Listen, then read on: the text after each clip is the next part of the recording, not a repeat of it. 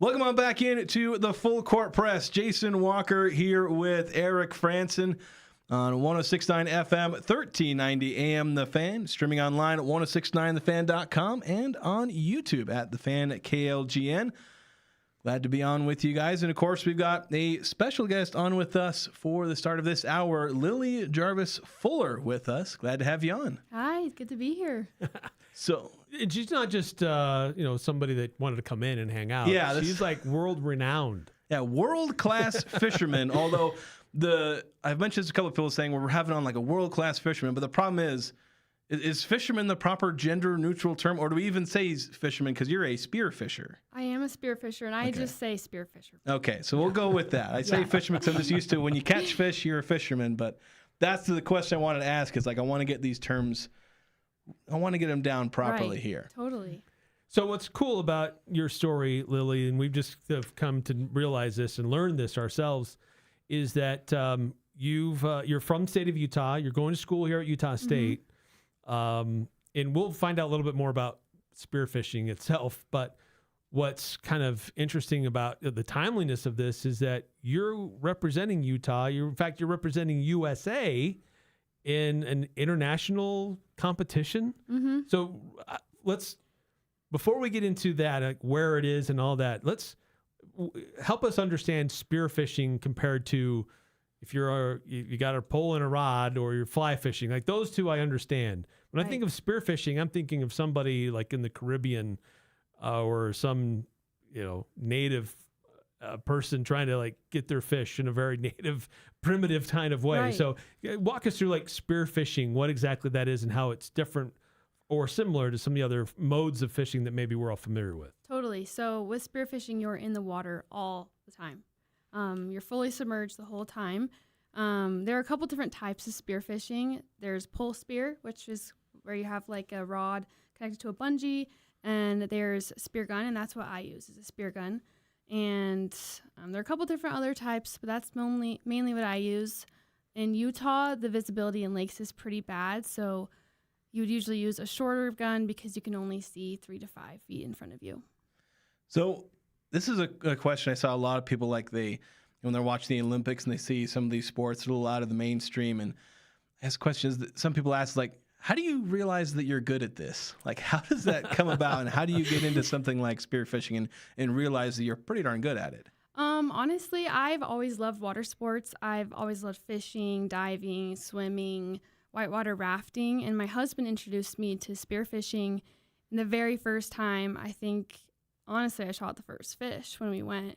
And I immediately fell in love with it. And it was the exact kind of aggression and competitiveness I was looking for in a form of fishing, where fly fishing, I love that. I love rod and reel, but spearfishing is a lot more aggressive, hands-on. You're in the water, and I really love that. So as you said, like spearfishing in Utah, it's got to be a challenge because we don't have great clear water lakes around here. So does that make that more of a challenge? And learning through that, has that made you better, a more proficient spearfisher person when you're out in some other bodies of water? I like to think so. I mean, when I train in Utah, I'm training in water where I maybe have at best 8 to 10 feet of visibility. So when I go to places like Mexico and I'm hoping in New Zealand, I'll have up to 20 feet of visibility or more. That gives me a head of the game because I have trained in water where I can only see 10 feet. So how do you go about, I guess what's the process like? Just walk us through the process of catching a fish. I mean, you talk about you can barely see through the water, but obviously, unlike with the bait and reel, you can wait for the fish to come to you. But like, how is that process of spearing the fish in the end? Right. So I mean, there's a lot of different techniques, and every single fish has a different way you'd hunt it. Okay, similar to an animal. So for example, a striper in Lake Powell, you go down to the bottom and you don't move. You sit there. You wear a weight belt. You stay still. You slowly move your head back and forth, and you wait for these schools of fish to come up, and then you take your shot. Whereas some fish, catfish in New Zealand, for example, you might be actively swimming looking for the fish. So there's a lot of different ways, and every fish, game fish, small fish, have a different way of hunting them. Which of those is your favorite? I mean, here in Utah, our options are kind of slim. I went to Flaming Gorge a couple months ago, and I had the opportunity to shoot lake trout. that was super awesome. We were about 10 to 15 feet down, and if you wait long enough, you just see these big schools. And they say towards the end of the schools, there's the biggest fish. So I like waiting, being patient, and walking away with the biggest fish, ideally. So you got into this sport. You're enjoying it. How does that go from just casually having fun, learning how to go get some fish, to I'm going to compete at this? I'm a very competitive person for me. So when I noticed that there was an opportunity to build up and move up to the World Championship, I really wanted that. When I learned that I could get women's world records or dominate men's world records, I wanted to do that and I wanted to pursue that. So I think knowing that that was a chance for me, I immediately wanted to start pushing. I also live in a community of spearfishermen where there are great connections. So I have a lot of great connections to the ways I can build higher and higher in this sport. So what are kind of some of the accomplishments? You mentioned records and things like that. What's kind of the list of accomplishments you've gone through to help get to this level where you're at? Right. I think a lot of it is just being able to go with people who have competed at world championships, has given me the opportunity to dive with people who can help me qualify. And so when they see me shoot world record fish, that's a good thing to put on my resume. They know that I'm capable and qualified to be their teammate, to be their dive partner. So, I mean, where are these competitions held to qualify, to advance and be able to represent Team USA? So they're honestly all over the U.S. There are a lot held in Utah. So the National Freshwater Spearfishing Association, the NFSA, they hold a lot of competitions here in Utah. So Fish Lake has a big one every single year where you can qualify. There's also a lot of online tournaments where the whole U.S. as a nation competes. And a lot of time the winners will get chosen to compete in the world's level. Wow, that's so cool. So we've kind of danced around this. We haven't really gone clear out and mentioned it. You've kind of alluded to it too, but you're going to an international competition. You're headed to, you've qualified to compete in New Zealand. Is that, let me ask you first, is it freshwater? Is it in the ocean? How similar or different are those? Have you competed in either one of those?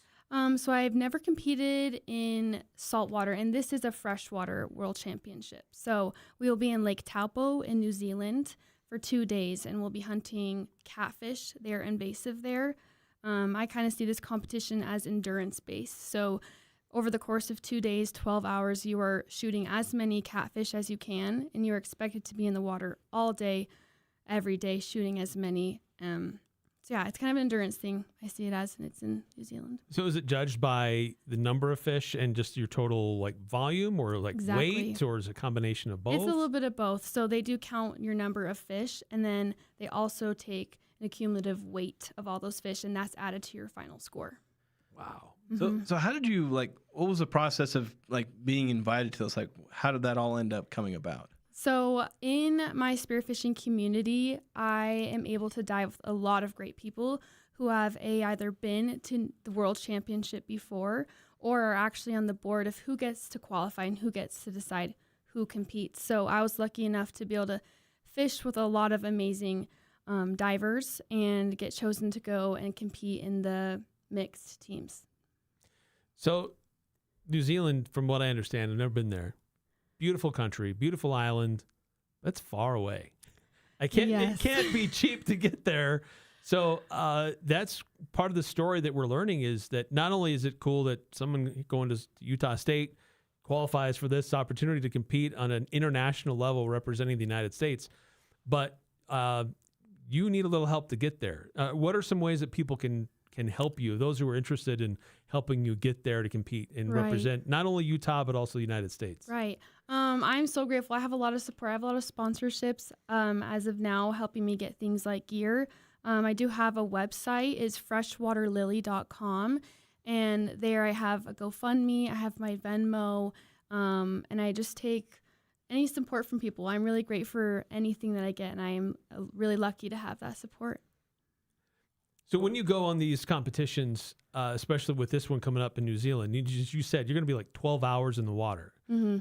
you got to have some kind of support system. Does Team USA provide that, or is this an opportunity to bring your wingman to help you with some of that, or what's that process like? Because I can't imagine being in the water, underwater for that long. You're going to come up for air and food and water yourself every now and then. What's that process like? As much as my wingman wishes he could be in the water with me, you're actually not allowed to have anyone in the water with you besides your dive partner. So as far as I'm aware, that means I will have a dry bag with food, water, I don't know, ibuprofen. I'll probably need that. Hydration. That's going to be my kind of form of support. And I'm used to diving for 8 hours. And so I think my body is prepared. And so that's kind of our only support as that goes. And I think we're all pretty used to that. One of the texters on our text line asking, and I kind of had this thought too, because you mentioned just being under the water for a long time. Mm-hmm. This using just some kind of scuba gear essentially for breathing? Yeah, that's a great question. I free dive, so I don't actually use any kind of scuba gear. That scares away the big fish. So I just hold my breath, and I do a lot of training to prepare for that.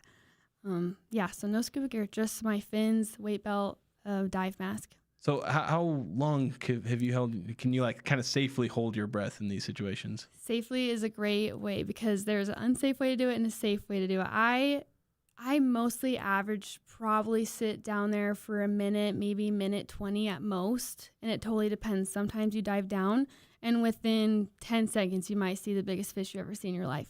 Sometimes you dive for 8 hours in a day, and every single dive is a minute, and you don't see anything. But usually a minute average. I try not to push it. Boy, that's a lot of up and down. Yeah.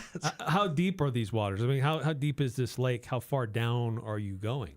So I've done a lot of research, and it really just ranges. A fish can choose to be deep in the water that day. They can choose to be on the surface. These are catfish, so they like to hide in a lot of the bushes in the water. So that can be usually from 10 to 20 feet. So you're on the surface, you're looking, and then you dive. So this is they're on the southern hemisphere. So this is probably coming into they've been in the summer. They're probably still a little bit in the summer season for them. Yeah. Does that change anything have you had much experience with catfish and that knowledge? Does that help translate to what you're going to go through? I've been in Lake Powell and there's catfish there. However, I've never specifically targeted catfish before. So it has been a learning curve. I have been doing a lot of research, making sure I'm aware of where these creatures like to live in the water. So I want to ask about stories, because I was getting stories from people who come in here. I guess just tell us about some of the biggest fish you ever caught, or the classic fisherman story, the biggest one that got away. Oh my, do I have a couple of those. So what I mentioned earlier, I have a couple women's world records. They are unofficial. So I think it was my 4th time ever spearfishing. I was at Deer Creek, and it was the middle of the day, and I'm looking down 5 feet under the water, and I see this huge fin. And I was like, what is that? That has to be the biggest walleye I've ever seen. So I dive down, I spook it, but I just wait there. I'm sitting, and I'm waiting, and I see it come back. And I take a shot on that walleye, and it was a woman's world record. So I measured it, and I weighed it, and I thought that was all I needed to get this record. So later for dinner that night, we had a camp cookout, and we cooked the walleye, and my family ate it for dinner. And the next day, I had a friend reach out to me and say, hey, that walleye was so big. Did you know that was a woman's world record? And, of course, it was too late. I had eaten that. And sadly, I hate to admit that's actually happened to me 3 times. Let's see, one. So what's required to actually get that recorded as a world record other than what else was required of you to officially record that as a world record? Now I'm a pro. I know exactly what you need to do to get a world record fish. So it's actually a pretty lengthy system on the IUSA spearfishing records. You have to measure the girth, the length. You have to get it weighed on a certified scale. So that's going to be like a butcher, a meat processing plant, which are not easy to find. You're in Mexico and you spearfish something, you're not going to find something like that. So it is a big process, and even then it takes weeks for them to be sure that that's actually a record. You also have to save that fish in the freezer for days until it gets officially qualified. So it is a really big process. I mean, I feel like we should just trust the fishermen. Fishermen are known for fishes. They're world renowned for being reliable on reporting the size of the fish they catch. That's right. So if there's one thing we know about people who fish. Yeah, that's true. But so you've had one that got away, or maybe not quite recorded properly. But what's the I guess the population of spear fishermen, especially among women? And like, is it a pretty crowded field? Is it pretty niche? And so there are some great opportunities for someone who's passionate about it to claim a lot of world records and move up the chain and compete on an international stage. I mean, if you're looking at Utah, the community is so small. I mean, you open that to coastal towns, it gets a little bit bigger. But specifically for women, there are not that many women that are competing, especially at the international level. So that is my goal here. I want to go to New Zealand this year with my dive partner. I'm in mixed teams right now, but next year I hope to go back and find a girl who will go with me. And there's a lot of opportunity for women spearfishers right now because there is such a little pool of them. They can really work their way up the ladder very quickly and do a lot of awesome things. So that's kind of my goal. Wow. Curious what obviously there is the short term, this wonderful opportunity. You know, what does this look like for you long term? Like, as far as down the line, like how long you believe you can do this? Well, obviously, there's a lot of endurance. So I don't know how long a career in spearfishing can last, but just what does this look like for you over the course of your lifetime? I mean, I'm a swimmer, and I've always been an open water endurance distance swimmer, and part of that means I keep doing it year after year. So along with that, I hope to continue in my spearfishing endeavors. Of course, it's like a seasonal thing with seasons of life as you go through changes, you know, having a family, all of that obviously changes. But I do hope to keep that, and then especially in the next 3 to 5 years, really push myself and see how far I can go in this sport, and then see where that goes. I mean, I hope it'll be something that I do forever. So when does this take place in New Zealand? Like, when are you leaving, and how long will you be there? So I'm actually leaving in 8 days. The competition, very soon. The competition isn't till the 13th of March. So I've just been preparing for this past year, working up to it, and I will be there for almost a month. Of course, the competition is only a couple days a week, but when in New Zealand, you might as well go explore. Might as well. Is part of that process just acclimation, doing your own field study, if you will, of your surroundings and the lake that you'll be participating in, or do they have other things planned for you while you're there? I mean, it's 24 hours of travel, so I'm going early so I can acclimate to everything, really. It's a lot of traveling, and with spearfishing, you need to be healthy to be able to do that. They do have a lot of things planned for us, a lot of activities, dinners, potlucks, scouting events, knowing where the fish are. So, yeah, there's a lot been planned and a lot of work put into this event, and I'm really excited to see how it goes. So I just kind of one more question, kind of another frivolous one, but I imagine the answer to this question in the immediate future is New Zealand, but what is one place that you really want to be able to go fish at some point? Man, that's a hard question. I have seen people fish in Norway and shoot the biggest halibut I've ever seen. I've gone to Alaska a couple times to attempt to spear halibut, and I've not been successful. So one day, potentially, I don't know, this year, next year, I hope to be able to go to Norway and shoot some big fish. Where you are somebody who lives in Utah, you train at elevation, and then you're going down to, I don't know the elevation of where you're going, but could that be an advantage and help you in kind of this situation, or does that really not play much of a factor? Oh, it definitely helps. I mean, I went to Mexico earlier in January, and that difference was huge. I'm able to hold my breath for way longer. I don't get as tired. All those things attribute to your ability to shoot more fish and stay in the water for longer. And you can tell that. It's noticeable. Oh, yeah. Wow. Okay, so one more time, how can people, if they're interested, find out more about your journey, but also if they're inclined to help financially get you there, how can they do that? So I have an Instagram. It's Freshwater Shoddy with 3 Ys. So you guys should look that up. It shares more about my journey going to New Zealand. I'll be posting a lot and sharing. I also do have a website, freshwaterlily.com, and that has my story, information about me, my journey, and a way to help me fund getting there. That's very cool. And how expensive is it? Like, what are we? Do you have to get new gear, or is it like what you have sufficient? And just how much are we looking at? Like, how much does it take to get you where you need to be to really compete at this competition? I mean, if everything was fully added up, total between travel, tournament fees, gear, it would be easily probably $5,000 more. So that's kind of the starting point. Obviously, I do have some sponsors to help me with gear and everything like that. But I am a student in school. I work, and so I am building, trying to save for this, and I have a lot of support. But I'm grateful for any support I do get from my community and my people.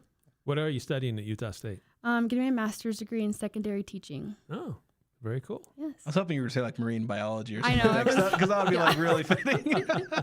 It's like you can get like, field work while you're doing this. Right. We Hey, get internship credits somehow. credits, Study abroad. Yeah. Well, Lily, congratulations on being able to be at this point. Thank you. Best of luck this week. Next week. Yeah. And we'll be trying to keep an eye on what's going on, try to follow along. And if folks want to help out, again, freshwaterlily.com. Yep. Best way to get all the details there. So best of luck in your opportunity to represent Team USA in New Zealand. Thank you so much for having me. No problem. Thanks again for coming on, and we'll go ahead and take a break. We'll be back after this here on the Full Court Press.